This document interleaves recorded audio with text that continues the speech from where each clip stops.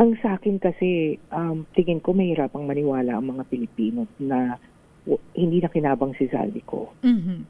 So doon siguro nila titingnan yung weight, no? At saka siguro maghintay tayo kung ano man yung kung sinasabi niyang ebidensyang no? Sa akin kahit sino pa man, Pangulo man yan o mapa si Romualdez man yan, kahit sino, syempre hindi karapat dapat, hindi maganda ang korupsyon, dapat managot ang mga dapat managot. Ngunit dapat maging mapanuri din tayo sa mga sinasabi ni Zaldico. Oo, tama po kayo. Dapat maging matalino talaga ang mga Pilipino eh.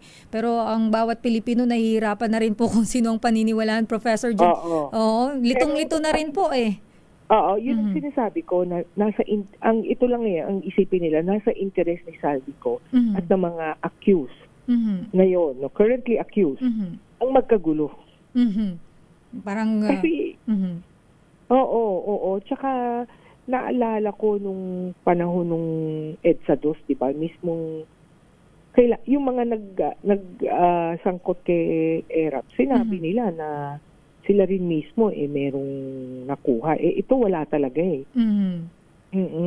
Parang sobrang nililigtas niya yung sarili. Nagugas kamay siya, sabi nga po. Yun yung kaduda-duda dun sa expose niya.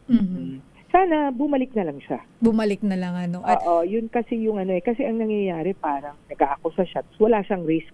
Kasi hindi siya pumupunta rito eh. Tama. Diba? Hindi umuwi. Oo.